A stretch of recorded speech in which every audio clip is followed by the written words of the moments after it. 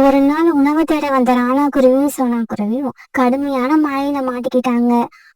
அவங்களால மழையில சரியா பறந்து போக முடியல. இருந்தாலும் வீட்டுல பியூட்டி மட்டும் தனியா இருக்கிறத நினைச்சு தொடர்ந்து பறந்துகிட்டு இருந்தாங்க. சோனா, என்ன நடந்தாலும் சரி, நீ என் பின்னால பறந்து வந்துகிட்டே இரு. வேற எதை பத்தியும் யோசிக்காத. இந்த சமயத்துல பலமா வீசின காத்தால அவங்களால நேராவே பறக்க முடியல. காத்து அவங்க ரெண்டு பேரையும் தன்னோட மனம் போன போக்குல இழுத்துக்கிட்டு போச்சு. சோனா குருவி காத்துல பறந்து போய் ஒரு மரத்தோட கிளைகளுக்கு இடையில மாட்டிக்கிச்சு. எவ்வளவு முயற்சி பண்ணியும் அதால அந்த மரத்தை விட்டு வெளியில வரவே முடியல. இதே சமயம் பலமா வீசின காத்து ராணா குருவியை ரொம்ப தூரம் இழுத்துட்டு போயிடுச்சு. பிறகு ராத்திரி ஆச்சு. உணவு தேட போன அம்மாவும் அப்பாவும் இன்னும் வரல. அவங்களுக்கு என்னாச்சுன்னு தெரியல. மறுநாள் பொழுது விடிஞ்சிச்சு. இப்ப அந்த காடு ரொம்பவும் அமைதியா இருந்தது. பறவைகள் எல்லாம் வழக்கம் போல உணவு தேட போய்கிட்டு இருந்தாங்க. காலையில உணவு தேட வந்த புறாவும் ரீட்டாக்கிலையும் ஒரு மரத்தோட கிளையில மாட்டிக்கிட்டு மயக்கமா இருந்த சோனா குருவிய பாத்துட்டாங்க. ரீட்டா, அங்க பாரு, அந்த மரத்துல மயக்கமா கிடக்கிறது சோனா குருவி மாதிரி இருக்கு. புறா, அது சோனா குருவியதான். வா போய் என்னாச்சுன்னு பாப்போம். இப்படி போனவங்க பிறகு சோனா குருவி அந்த மரத்தோட கிளைகள்ல இருந்து மேல தூக்குனாங்க. புறாண்ணா, பியூட்டியோட அப்பா வீட்டுக்கு போயிட்டாங்களா? இத நீங்க அவரை எங்கேயாவது பாத்தீங்களா? நேற்று வீசின காத்துல நான் இந்த மரத்துல வந்து விழுந்துட்டேன். அந்த காத்து அவரை எங்க வச்சுட்டு போச்சுன்னே தெரியல. சோனா, நாங்க இது வரைக்கும் ராணாவை பார்க்கவே இல்ல. சரி வா, வீட்டுக்கு போய் ராணா இருக்கான்னு பாப்போம். இப்படி பேசிக்கிட்ட இவங்க சோனா குருவி வீட்டை நோக்கி பறக்க ஆரம்பிச்சாங்க. அம்மா, அப்பா எங்க? ராத்திரி நீங்க ரெண்டு பேரும் இல்லாம நான் ரொம்ப பயந்து போயிட்டேன். உடனே சோனா குருவி நடந்த கதை எல்லாத்தையும் பியூட்டி கிட்ட சொல்லுச்சு. உங்க அப்பாவை எங்கேயுமே காணல, அவருக்கு என்ன ஆச்சுன்னு தெரியல. சோனா குருவியும் பியூட்டியும் அதுக்கப்புறம் ராணா குருவி வீட்டுக்கு திரும்பி வரும்னு ரொம்ப எதிர்பார்த்தாங்க. ஆனா ராணா குருவி வரவே இல்லை. இதே சமயத்துல சுந்தரவன காட்டுல இருந்து தூரமா இருந்த ஒரு காட்டுல ராணா குருவி தன்னுடைய அக்கையில அடிபட்டு மயக்கமாயி கிடந்தது.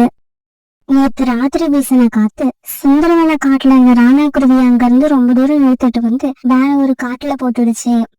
காலுஜி, அங்க பாருங்க, ஏதோ ஒரு குருவி ரெக்கையில அடிபட்டு மயக்கமா கிடக்கு. யாரு எங்க எப்படி கிடந்தா நமக்கு என்ன? நீ வா, நம்ம வேலைய பாப்போம். அப்படி இல்ல காலுஜி, அந்த குருவிய பார்த்தா நம்ம காட்டுல உள்ள குருவி மாதிரி தெரியல.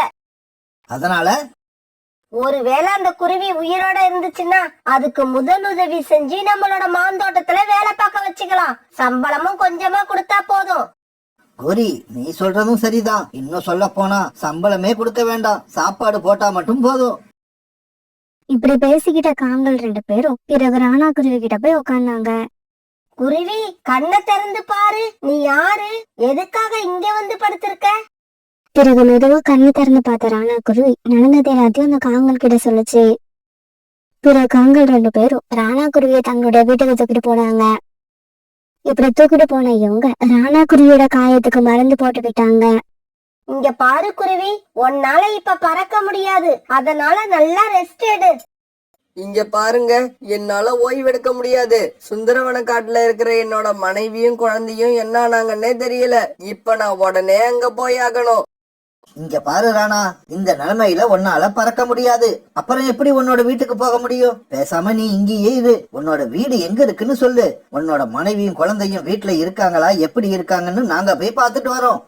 சரி, சுந்தரவன காட்டுக்கும் நடுவுல இருக்கிற பெரிய வேப்ப மரத்துலதான் எங்களோட வீடு இருக்கு. என்னோட மனைவி இல்ல குழந்தை யார பார்த்தாலும் நான் உயிரோட தான் இருக்கேன்னு சொல்லுங்க. உங்களுக்கு புண்ணியமா போகும். கண்டிப்பா சொல்றோம். இந்த மாதிரி நல்ல காரியம் செய்யறதுன்னா எங்களுக்கு அல்வா சாப்பிடுற மாதிரி. இப்படி சொன்ன காலுக்காகவும் ஒருக்காகவும் வீட்டை விட்டு வெளியில வந்து ஒரு மரத்துல உட்கார்ந்தாங்க. கோரி, இப்ப நாம என்ன பண்றது?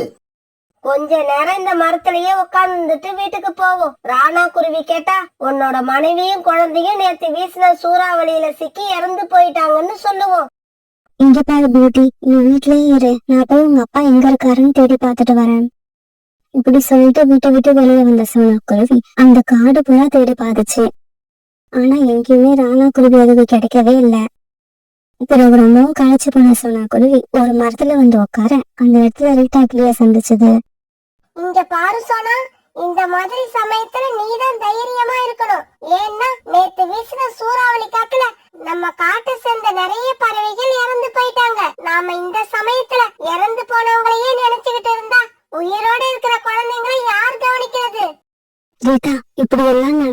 தெரிஞ்சிருந்தா நானும் அவரும் அன்னைக்கு உணவு தேடி வெளியில கிளம்பிருக்க மாட்டோம்.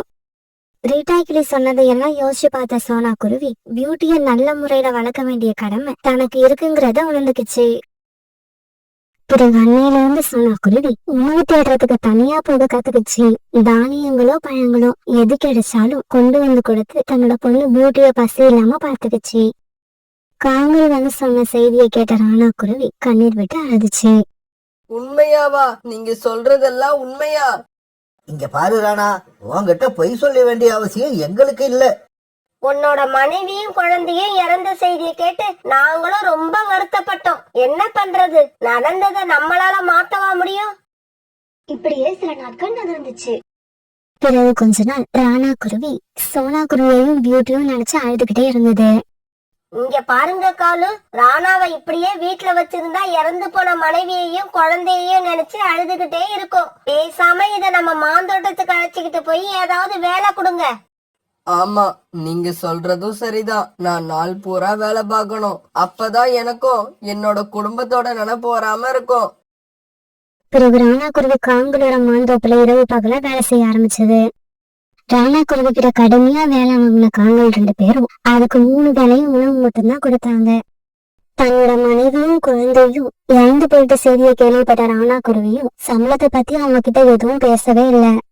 தினமும் உணவு தேட போற சோனா குருவி தன்னுடைய காட்டை விட்டு வேற காட்டுக்கு போச்சுன்னா அங்க பாக்குற பறவைகள் கிட்ட தன்னோட கணவரை பத்தி விசாரிக்கிறத வழக்கமா வச்சிருந்தது. ஒரு நாள் உணவு தேடி வீட்டை விட்டு வந்த சோனா குருவி உணவு கிடைக்காததால ரொம்ப தூரம் பறந்து வந்தது. இப்படி பறந்து வந்த சோனா குருவி ராணா குருவி இருக்கிற காட்டுக்கே வந்து சேர்ந்துருச்சு. அந்த காட்டுக்கு வந்து சேர்ந்த உடனே ஒரு மரத்துல உட்கார்ந்திருந்த கோரிக்காகத்தை பார்த்துட்டு சோனா குருவி அதுகிட்ட போச்சு. இங்க பாருங்க, என்னோட பேரு சோனா. இப்படி ஆரம்பிச்ச சோனா குருவி வழக்கம் போல கோரிக்காகத்துக்கிட்ட தன்னுடைய கணவரை பத்தி விசாரிச்சது. ஐயோ, நம்ம கிட்ட வேலை பாக்குற ராணாவை பத்தி தான் இந்த குருவி விசாரிக்குது. இது கிட்ட உண்மைய சொல்லிட்டா நம்ம மாந்தோப்புல உள்ள வேலையெல்லாம் பிறகு நாம தான் பாக்கணும். சோனா, சூறாவளி வீசின அன்னைக்கு மறுநாள் நீ சொல்ற மாதிரியே ஒரு குருவிய நானும் என் கணவரும் சந்திச்சோம். ஆனா பாரு, நாங்க பார்த்தப்பவே அந்த குருவிக்கு உயிர் இல்ல, அது செத்து போய் தான் கிடந்தது. கோரிக்காக சொன்னதை கேட்டுட்டு சோனா குருவிக்கு இருந்த கடைசி நம்பிக்கையும் போயிடுச்சு.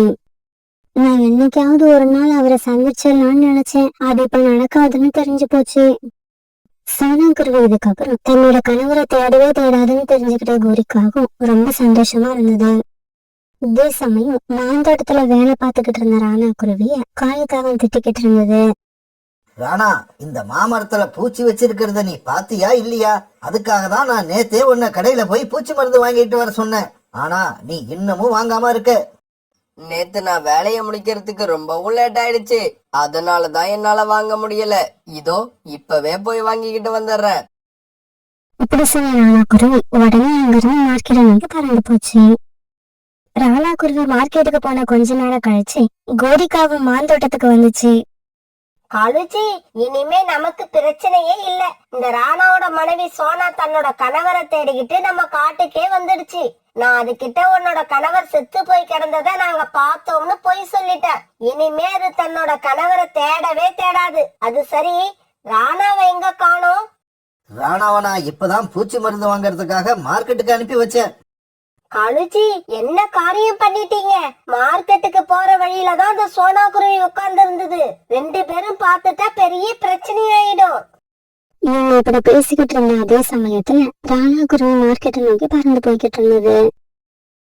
இப்படி பறந்து போய்கிட்டு இருந்த ராணா குருவி வழியில ஒரு மரத்துல உட்காந்து அழுதுகிட்டு இருந்த சோனா குருவிய பாத்துடுச்சு. சோனா, சோனா, நீயா? நீ உயிரோட தான் இருக்கியா? ராணாஜி, நீங்க உயிரோட இருக்கீங்களா? நீங்க இறந்து போயிட்டுதான் இப்பதான் ஒரு காகம் என்கிட்ட சொல்லுச்சு. பிறகு ராணா குருவி நடந்தது எல்லாத்தையும் சோனா குருவி கிட்ட தெளிவா எடுத்து சொல்லுச்சு.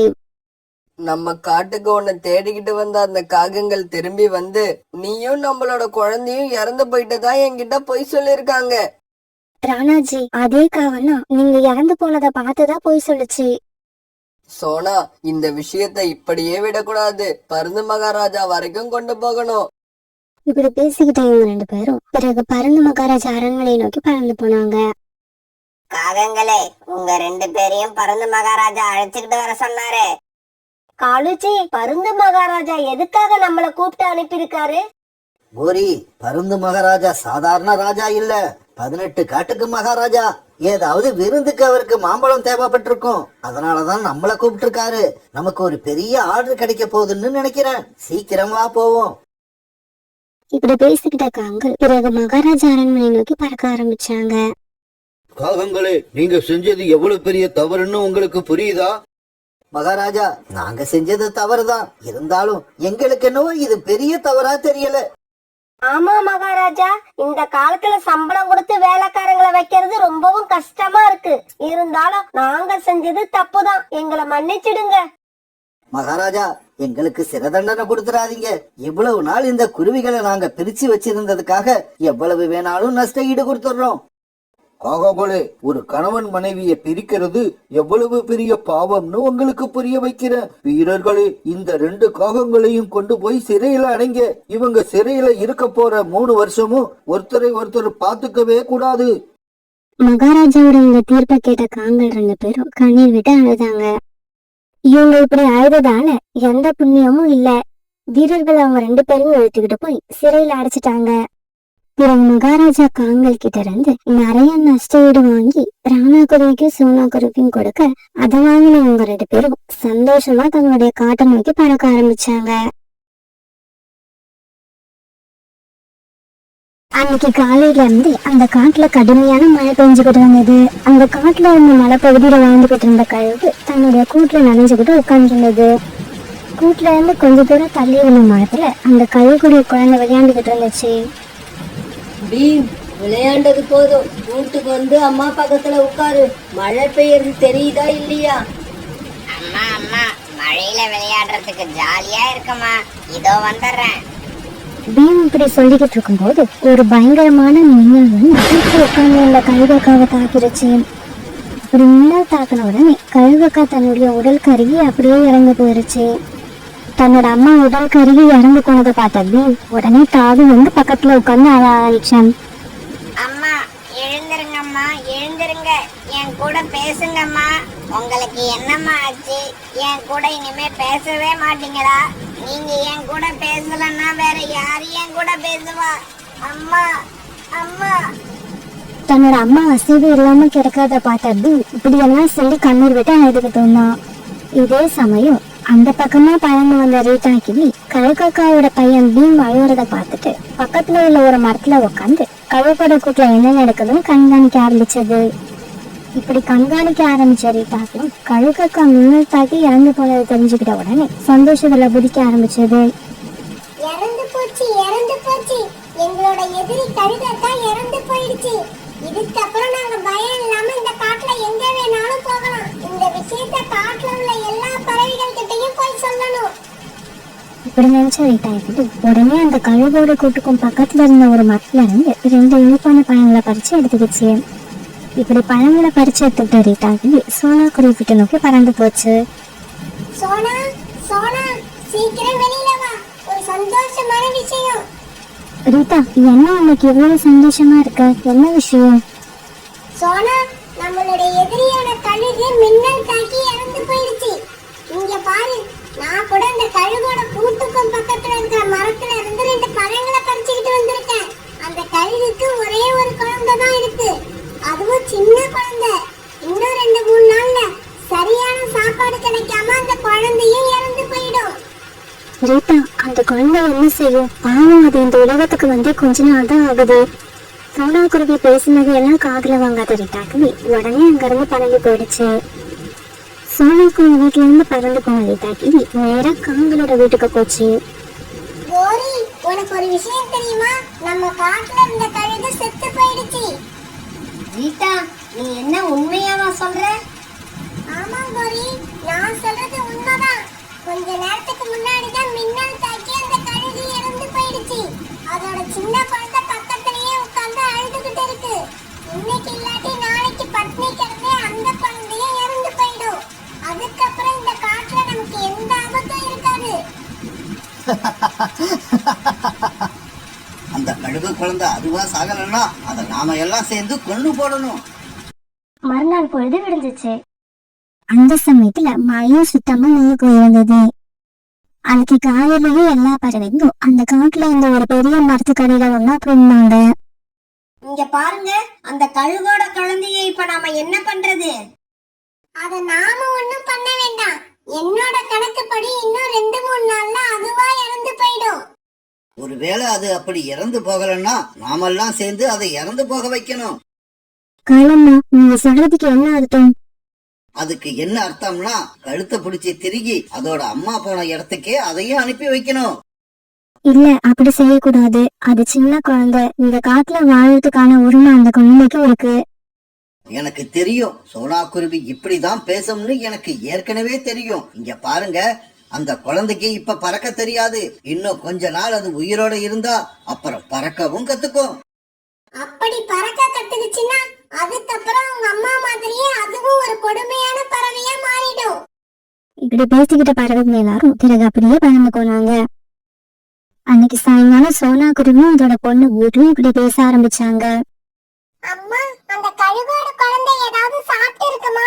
அதுக்கு யாராவது சாப்பாடு கொடுத்திருப்பாங்களா? பியூட்டி, நானும் அந்த குழந்தைய பத்திதான் நினைச்சுக்கிட்டு இருக்கேன். அதுக்கு யாரும் இன்னும் கொடுத்திருக்க மாட்டாங்க. அது எதுவும் சாப்பிடாம பட்னியா தான் இருக்கும். அம்மா அம்மா, அப்பன்னா நாம போய் அந்த குழந்தைக்கு ஏதாவது உணவு கொடுத்துட்டு வருவோம். இப்படி பேசிக்கிட்ட சோனா குருவியும் பியூட்டியும் பிறகு அந்த காட்டோட மலைப்பகுதியை நோக்கி பறந்து போனாங்க. இவங்க அங்க போனப்ப கழுகோட குழந்தை பீம் அழுதுகிட்டே உட்கார்ந்து இருந்தது. எங்க அம்மா இறந்து போயிட்டாங்க. அம்மாவோட அருமை அவங்க இறந்து போனதுக்கு அப்புறம் தான் எனக்கு தெரியுது. அம்மா இல்லன்னா நமக்கு இந்த உலகத்துல யாருமே இல்ல. அந்த சமயத்துல அங்க போன சோனா குருவியையும் பியூட்டியையும் பார்த்துட்டு பீம் பயந்து போயிட்டான். நீங்க யாரு? நீங்க யாரு? என்ன கொல்றதுக்காக வந்திருக்கீங்களா? என்ன கொல்லாதீங்க. மகனே, பயப்படாத. நாங்க உன்னை கொல்றதுக்காக வரல, எனக்கு உதவி செய்யதான் வந்திருக்கோம். இந்த காட்டுல உள்ள பறவைகள் எல்லாம் நம்மள கொல்றதுக்கான சந்தர்ப்பத்தை எதிர்பார்த்துக்கிட்டு இருப்பாங்கன்னு எங்க அம்மா நிறைய தடவை சொல்லியிருக்காங்க. இல்ல மகனே, நான் உன்னை சாகடிக்க வரல, உனக்கு வாழ கத்து கொடுக்க வந்திருக்கேன். இப்படி சொல்ல சோனா குருவி பிறகு அங்க இருந்து பயந்து போய் இனிப்பான ஒரு பழத்தை எடுத்துக்கிட்டு திரும்பி வந்துடுச்சு. மகனே, இந்த பழத்தை சாப்பிடு. இந்த பழம் சாப்பிடக்கூடிய பொருளா? இது வரைக்கும் நான் இந்த பழத்தை சாப்பிட்டதே இல்ல. இதை சாப்பிட்டு பாரு, இது ரொம்ப ருசியா இருக்கும். பிறகு அந்த கழுகுக்கும் அந்த பழத்தை சாப்பிட ஆரம்பிச்சது. இந்த சமயத்துல அந்த வேலையா பறந்து போன ரோனிக்குருவி அந்த கழுகு குழந்தை கூட சோனா குருவி பேசிக்கிட்டு இருக்கத பாத்துருச்சு. இந்த சோனா குருவி இந்த கழுகு குழந்தைய எப்படியும் காப்பாத்த முயற்சி பண்ணும்னு நினைச்சேன். அதே மாதிரி நடந்துருச்சு. இந்த கழுகு குழந்தை உயிரோட இருந்தா நமக்கு தான் ஆபத்து. இப்படி நினைச்ச ரோனிக்குருவி பிறகு அங்க இருந்து பறந்து போச்சு. இப்படி பறந்து போன ரோனிக்குருவி காலுக்காகத்தையும் கொடிக்காகத்தையும் பார்த்து நடந்த விஷயத்த சொல்லுச்சு. இங்க பாருங்க, அந்த சோனா குருவி அந்த கழுகு குழந்தைக்கு பழம் சாப்பிட கத்து கொடுக்குது. பழத்தை சாப்பிட்டு அந்த குழந்தை உயிர் வாழ ஆரம்பிச்சிடுச்சுன்னா அது நமக்கு பெரிய ஆபத்து. ரோனி, நீ சொல்றது 100க்கு 100 உண்மை. நானும் காலேஜியம் போய் இப்பவே இந்த சோனா குருவியை பாக்குறோம். இப்படி சொன்ன கழுகுகள் 2 பேரும் பிறகு சோனா குருவி வீடு நோக்கி பயந்து. சோனா, அந்த கழுகோட குழந்தைக்கு பழம் சாப்பிட கத்து கொடுக்கறியா? உனக்கு என்ன, அந்த குழந்தைக்கு அம்மான்னு நினைப்பா? இங்க பாரு சோனா, நீ இப்படி எல்லாம் செஞ்சு அந்த கழுகு குழந்தைய உயிர் வாழ வைக்கணும்னு நினைச்சீன்னா அந்த குழந்தை கூட சேர்த்து உன்னையும் கொன்னுடுவோம். நீ எந்த தவறும் செய்யல. அந்த குழந்தைக்கு நான் வேட்டையாடவும் கத்து கொடுக்கல, மாமிசம் சாப்பிடவும் கத்து கொடுக்கல.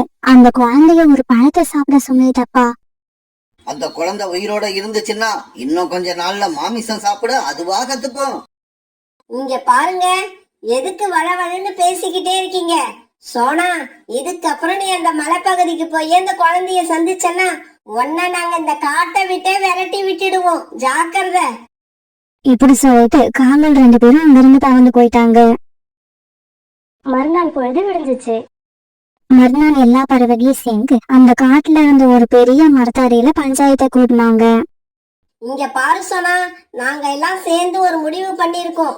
அதனால நீ அந்த கழுகு குழந்தைய காப்பாத்தணும்னு நினைச்சன்னா இந்த காட்டுல உனக்கு இடம் கிடையாது. நீ இப்பவே இந்த காட்டை விட்டு வெளியே போகலாம். இந்த முடிவை கோரிக்காக மட்டும் எடுக்கல, நாங்க எல்லாரும் சேர்ந்து எடுத்த முடிவு தான் இது. நீங்க இந்த முடிவை எடுக்கிறதுக்கு முன்னாடி நான் ஒரு முடிவு எடுத்துட்டேன். அதாவது இந்த காட்டை விட்டு போறதா முடிவு பண்ணிட்டேன். இங்க பாருங்க, இந்த காட்டை விட்டு போறேன்னா அப்படியே போயிட மாட்டேன். என்னைக்காவது ஒரு நாள் என்னோட குழந்தையோட திரும்பி வருவேன். ஒரு தாயோட அன்பு ஒரு குழந்தைய எப்படியெல்லாம் மாற்றும் உங்களுக்கு எல்லாம் அன்னைக்குதான் தெரிய வரும். இப்படி பேசிட்டு தன்னுடைய வீட்டுக்கு போன சோனாக்குருவி தனக்கு தேவையான பொருட்கள்ல ஒரு சின்ன மூட்டைய கட்டி எடுத்துக்கிச்சு. பியூட்டி, வா நம்ம கிளம்பலாம். நீ, நான், இந்த கழுகுல குழந்தை, நம்ம 3 பேரும் இந்த காட்டை விட்டு வேற ஒரு காட்டுக்கு போக போறோம். இப்படி சொன்ன சோனாக்குருவி பிறகு தன்னுடைய பொண்ணு பியூட்டிய கூப்பிட்டு அங்கிருந்து மலைப்பகுதியை நோக்கி பறந்து போச்சு. மகனே, நான் இந்த காட்டை விட்டு 2 தூரம் போக போறோம். நீனும் இந்த கூட இருந்துரு. அம்மா, நாம எங்கம்மா போக போறோம்? இங்க பாரு, அம்மாவும் உன்னுடைய அக்கா பியூட்டியும் எங்க போறணும் அங்கதான் நீயும் வரணும். தான் நாம எல்லாரும் வேற காட்டுக்கு போய் சந்தோஷமா வாழலாம். சோனாக்குருவியும் பியூட்டியும் பேசினது கேட்ட பியூவோட கண்கள்ல இருந்து கண்ணீர் வர ஆரம்பிச்சது. நான் உங்க கூட வர தயாரா இருக்கேன். ஆனா எனக்கு பறக்க தெரியாதே. அத பத்தி நீ கவலைப்படாத. உன்னை எப்படி அழைச்சிட்டு போகணும்னு எனக்கு தெரியும். பிறகு பீமை தூக்கிட்டு சோனாக்குருவி பறந்துட்டு சோனாக்குருவி எடுத்துட்டு வந்த சின்ன மூட்டையை தூக்கிட்டு பியூட்டி பறந்து போச்சு. ஒரு தூய்மையான தாய் அன்பு எப்படி இருக்குன்றதுக்கு உதாரணமா சோனாக்குருவியோட நடவடிக்கை இருந்துச்சு. நண்பர்களே, சோனாக்குருவியோட இந்த முடிவு சரியா தவறா? உங்களோட கருத்துக்களை கண்டிப்பா எங்களுக்கு தெரியப்படுத்துங்க.